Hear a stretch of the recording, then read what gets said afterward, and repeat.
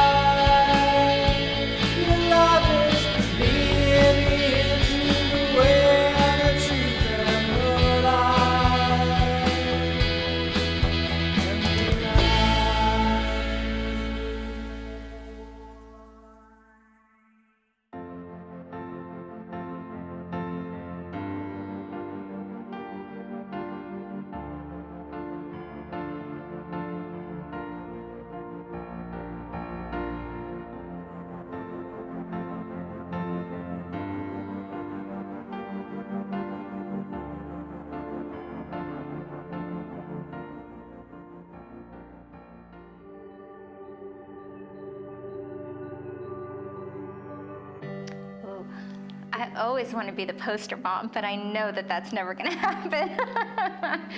Ooh, I really struggle with trying to be perfect. I see so many moms that look like they're doing it the right way, and I've always dealt with perfectionism in my life, and so being a mom has multiplied it. There are some days where I feel like I'm not as compassionate as I feel like I should be. There's other times where I feel like I am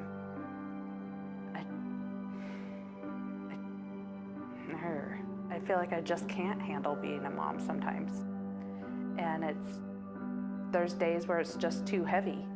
Life just around me just feels too heavy. I struggle a lot. I struggle with patience. I struggle with time. When you have two, it's harder than the first time. So having mom guilt with not having enough of one or the other. I struggled a lot with enjoying all the phases of motherhood, and it took me a while to really discover it was a huge effort for me to find what I enjoyed about being a mother, and finding that it really was my job and my calling to raise these 3 little babies. And yeah, that's been a hard one, just enjoying motherhood.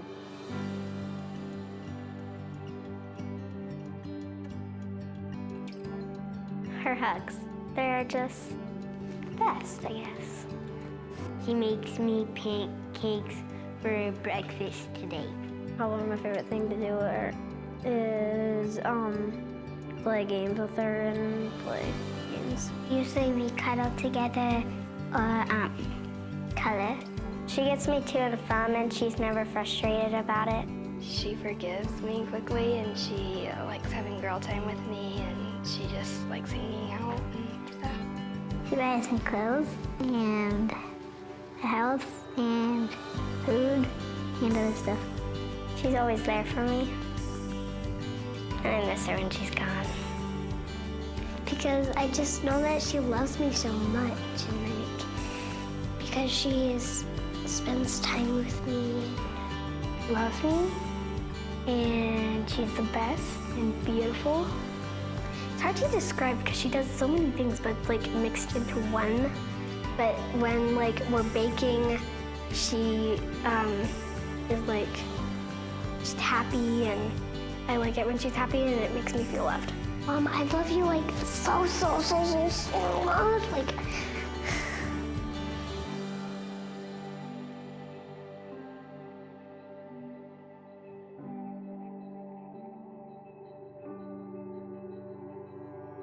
I love my mom to the moon and back 5,000 times.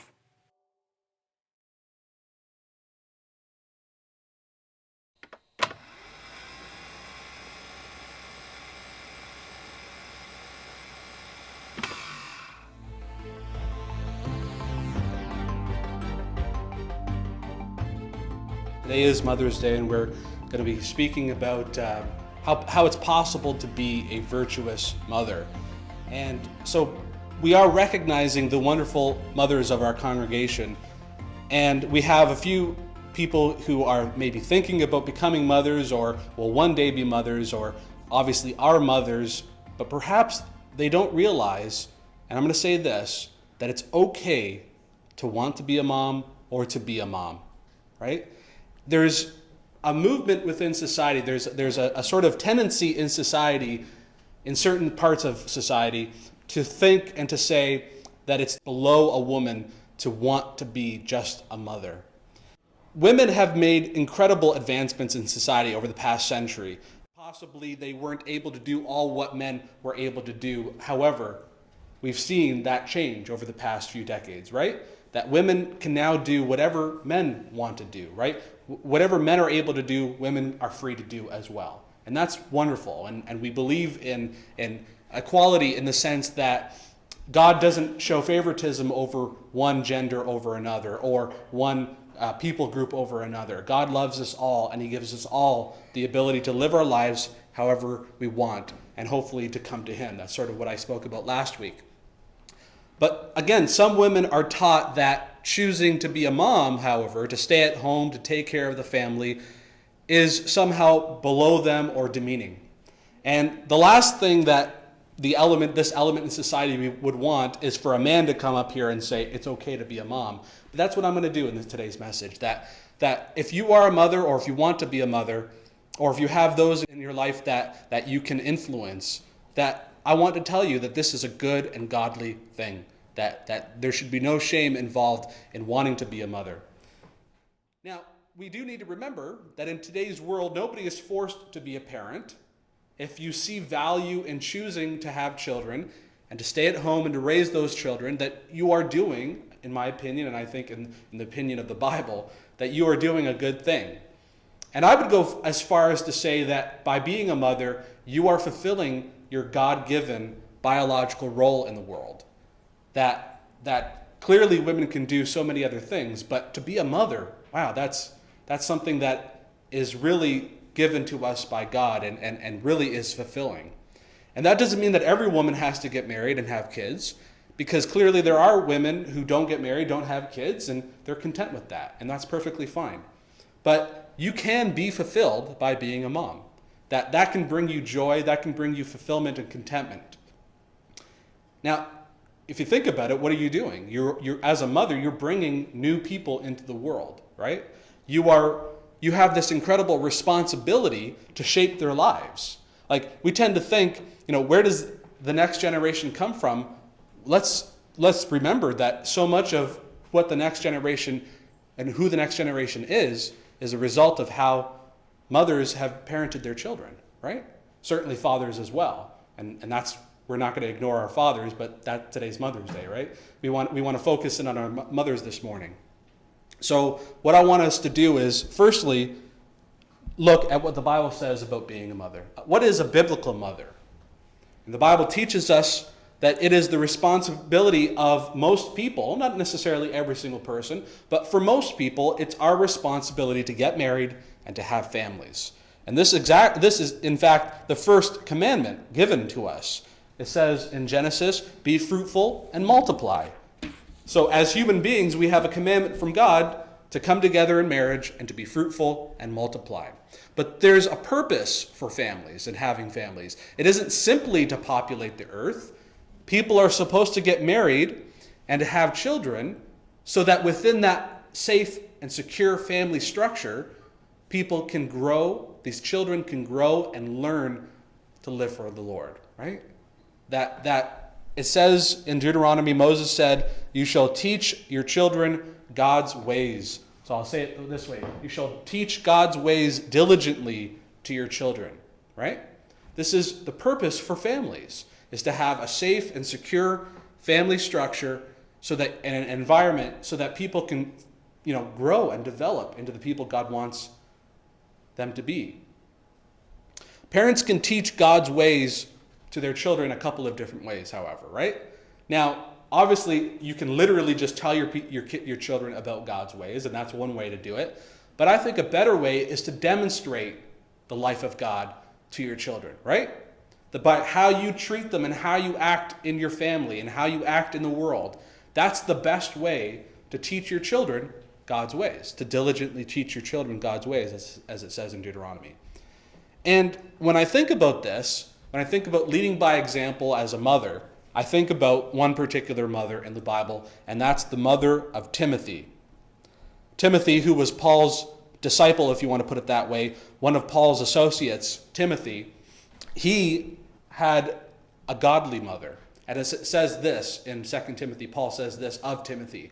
From childhood you have known the sacred writings, which are able to give you the wisdom that leads to salvation through faith, which is in Christ Jesus. So you have to ask, why did Timothy know of the scriptures since childhood? He knew of the scriptures since childhood because he had a mother who taught him the scriptures, right?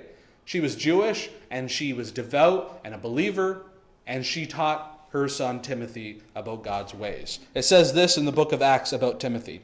Timothy, who was the son of a Jewish woman who was a believer, but his father was a Greek.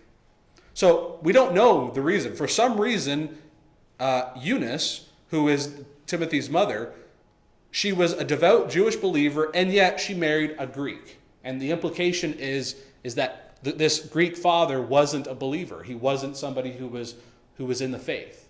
And so we don't know the reason why somebody who was devout married a non-believer, but this tells us, though, that it is possible to be in a difficult situation, a mixed marriage, if you will, and still bring your children up in the ways of the Lord.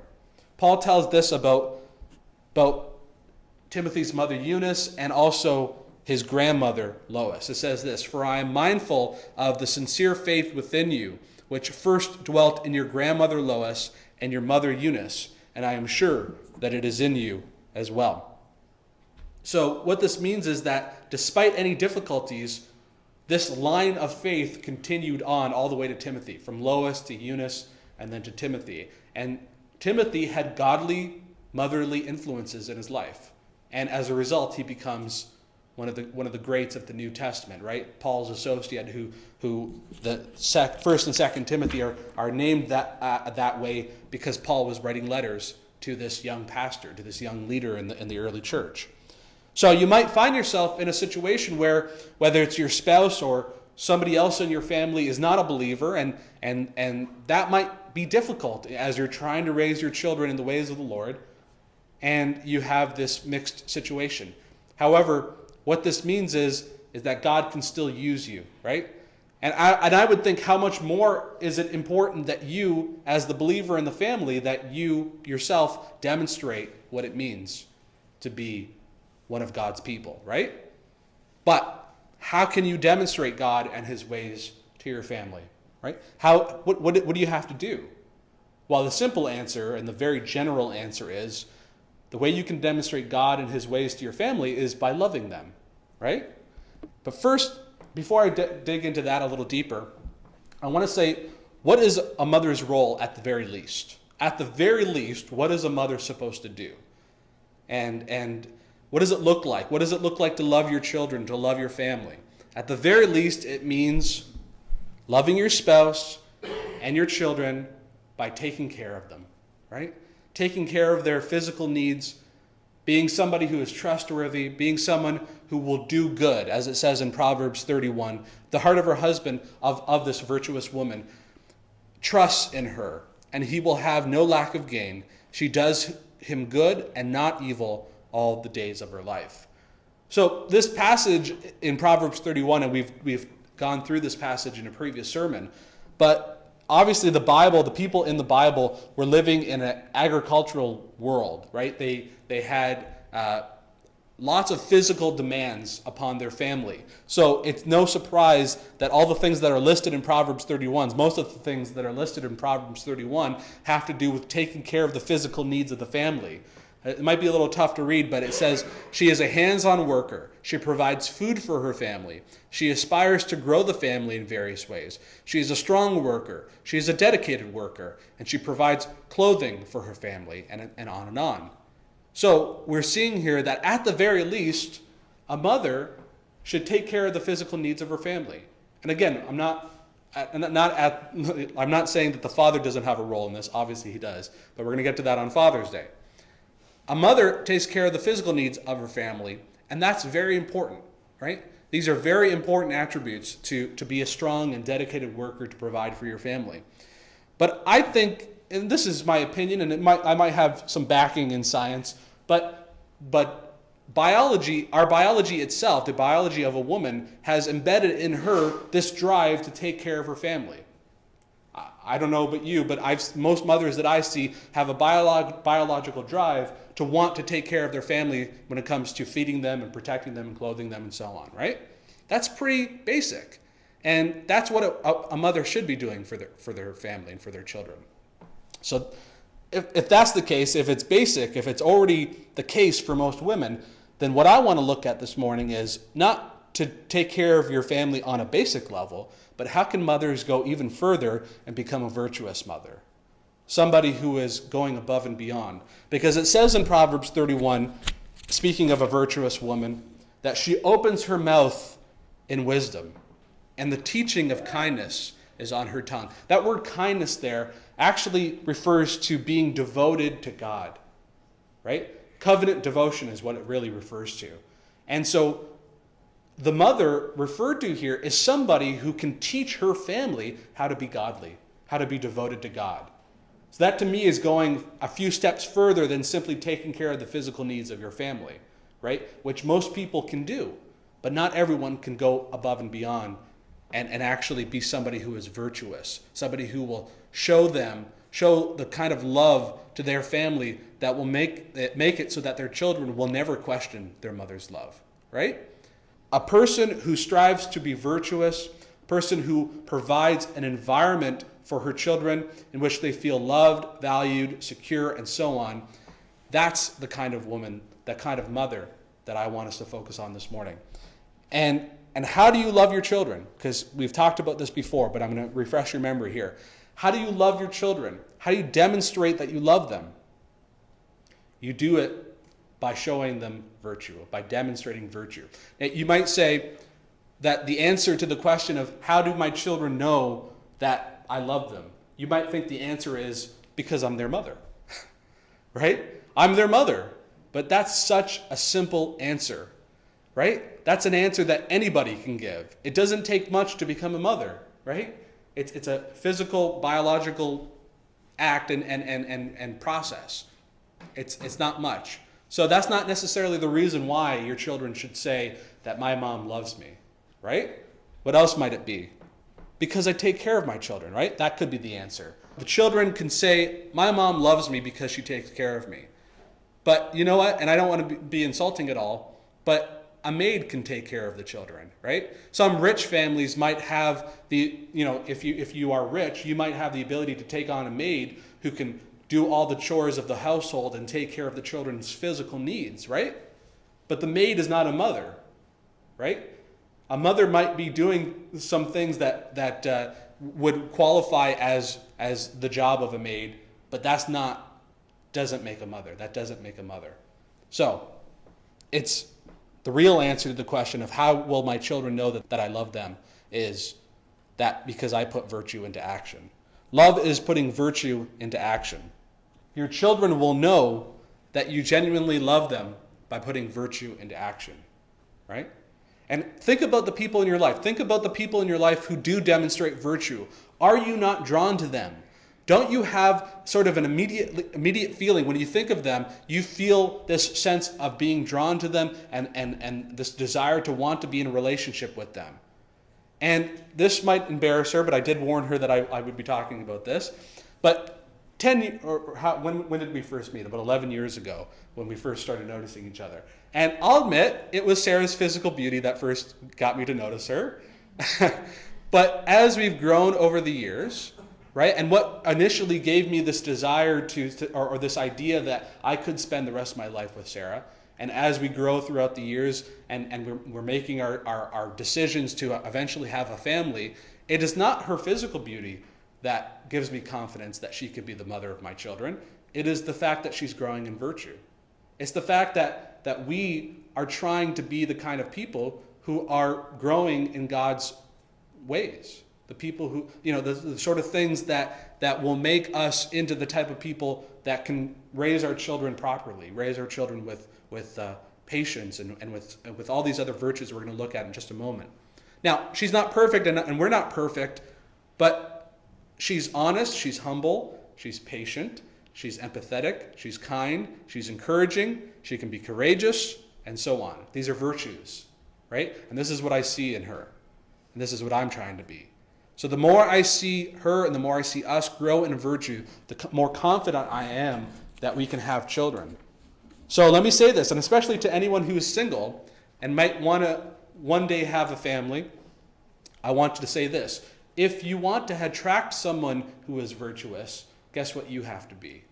You have to be virtuous first. That if you are not virtuous yourself, you're just going to attract somebody who's not virtuous. And I thank God that God has shown us grace, that even though I wasn't as virtuous 10 or 11 years ago, that I still was able to find somebody who allowed me and allowed us to grow.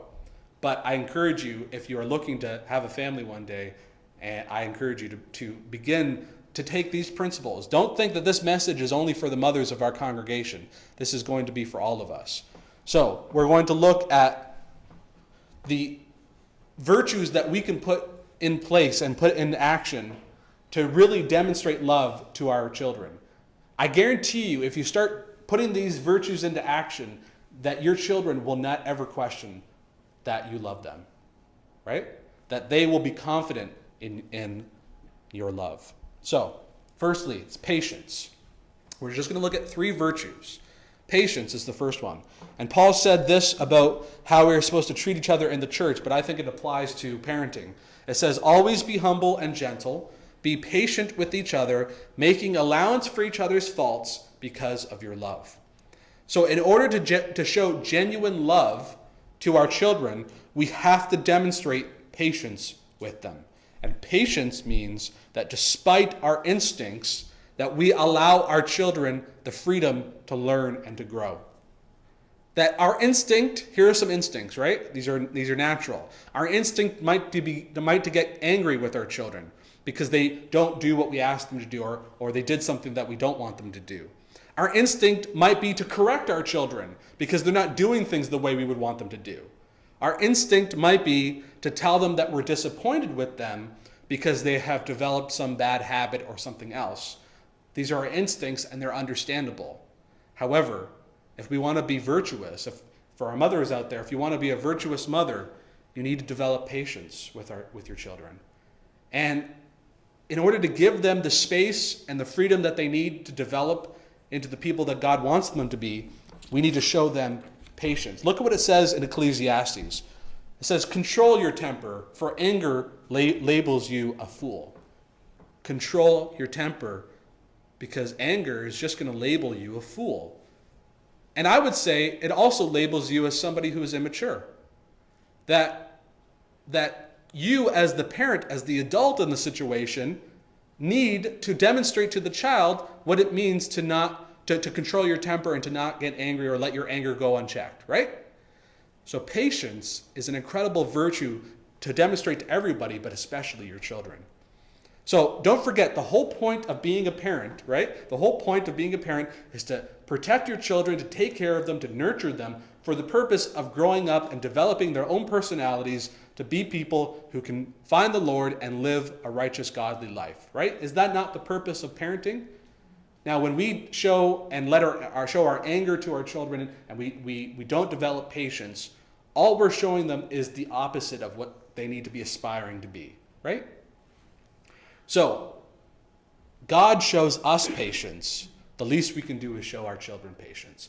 We are each still not what we should be, and yet God shows us patience, right? So, if our children are not yet what we think they should be, because we have high expectations for our children, I understand that. But if they are not yet everything that we think that they should be, remember that God shows patience with us. The least we can do is show patience with our children. So God shows patience with us. So the least we can do is show patience to our children. So patience is like only 3 virtues here, but I guarantee you, if you can begin to implement these virtues and to demonstrate these virtues, you will have a transformed family. Second one is empathy. Paul said this again about the church, but it applies in a family situation. Be happy with those who are happy and weep with those who weep. Now, what is empathy? Empathy is showing others that you are trying to understand what they're feeling, right? That you're trying to experience what they're going through. That when you observe your child, now think about this, there are times when your child will lose control of their emotions. Is that not the case with our children? They will lose control of their emotions. They're not quite understanding how to keep control of their emotions. Now, what can your response be? Will your response be to try to manage their emotions, or will you show them that you are trying to be empathetic towards them? That are you trying to understand what they are feeling, what they are going through? What is the root cause of what's happening? That's another point, right? Because if you only look at the surface, if you only look at the tantrum or whatever it might be, then you are likely to miss what is actually causing the loss of control of emotion, right? So let's say you do know what the root cause of the issue is. Let me ask you this. Are you accepting of their feelings? Are you accepting of what they are expressing their needs are? I'm not saying spoil your kids. I'm not saying give them everything they want. I'm not saying that. I'm saying, are you accepting, at the very least, are you accepting of that they are human beings and that they have real emotions and needs just like all of us? Are you compassionate towards them? Are you considerate of their needs? If not, I would have to encourage you to ask God to maybe consider that there might be something inside of you that needs help, right? Because the ability, look at this, the ability to be empathetic comes from a place of strength. Think about that. You can't be empathetic or sympathetic towards what other people are going through if you yourself are hurt, if you yourself are feeling underappreciated, right? We have a lot of mothers here who probably feel that they're not always as appreciated as they would like to be, right? And that's, this is a wonderful thing about Mother's Day, is that we're setting a specific time aside to recognize our mothers and to appreciate them. And on the one hand, I'm feeling a little sorry for being so tough with this message, but I kind of feel like that those who are feeling underappreciated, I want to be empathetic towards you and say that it must be tough to do so much and yet not feel appreciated. But at the same time, who is going to stop the cycle, right? There has to be people, there has to be a choice made at some point to stop the cycle and to start the cycle of empathy and to start the cycle of encouragement, right? And so I understand that it can be really difficult to be empathetic towards your children, especially if you don't feel like you are being appreciated or if you don't feel like you're being listened to yourself. But perhaps if you begin to be empathetic, that will then rub off on your children and on your spouse, right? So develop patience, develop empathy, and lastly, develop the ability to encourage your children. Because parents need to encourage their children. Let me make this point about empathy and about encouragement, that if you aren't empathetic towards your children, then they're just going to grow up looking for empathy in all the wrong places, right? The same is exactly true of encouragement. If you are not encouraging your children, then they're just going to grow up looking for encouragement anywhere else, anywhere they can find it. And guess what? It's never going to be enough. You're never going to find the encouragement you want, because what you're always looking for is that encouragement from your parents. And so whatever encouragement your children receive out in the world will never satisfy them. It has to be coming from you, right? So Paul said, let everything that you say be good and helpful, so that your words will be an encouragement to those who hear them. Again, this is referring to in the church, but of course this applies in a family situation between a parent and a child. So a person, like empathy, a person can only be encouraging to others when they themselves are confident and secure. I don't know about you, but I can't really be encouraging to others if I myself am not in a place where I'm feeling confident and secure.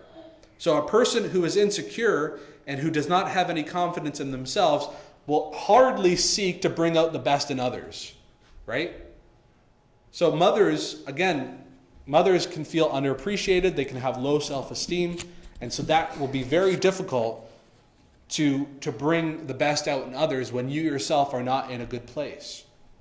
But as I said a moment ago, a bad cycle can only be broken when someone makes the choice to make a new and good cycle.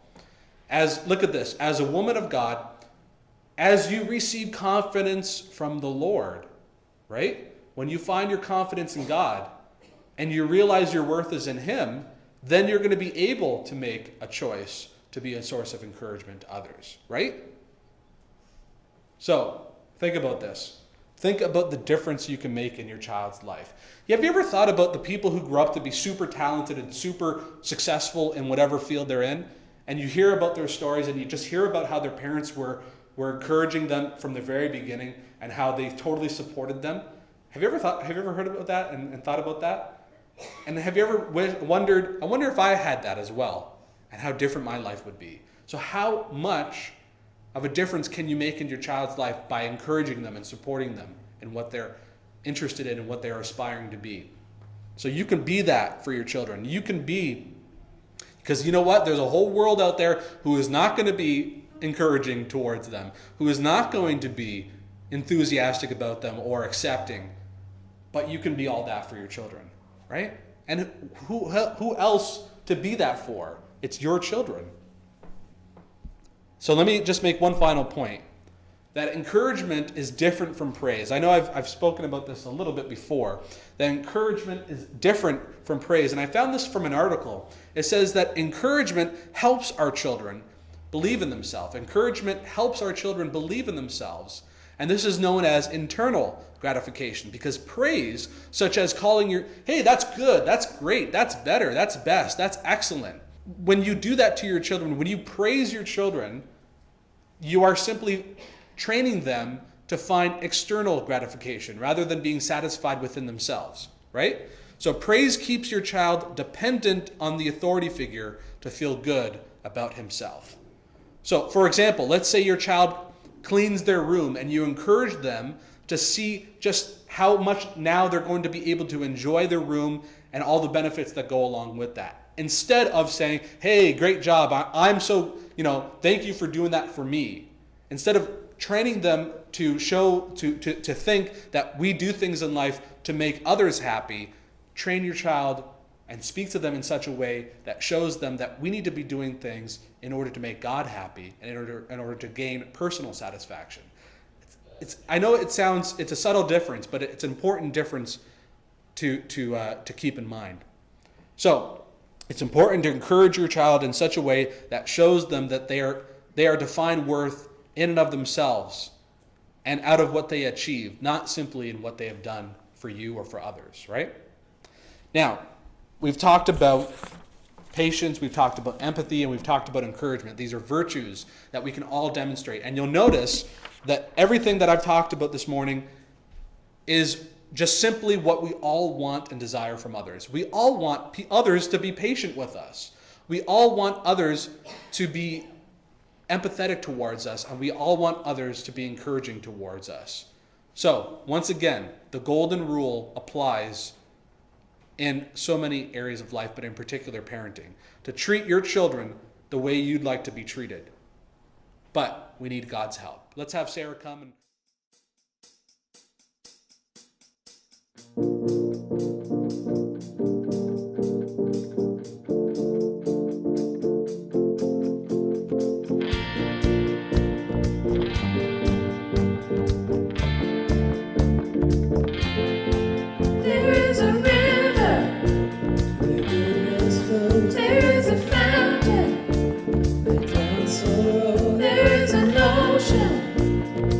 deeper than fear, the tide is rising, rising.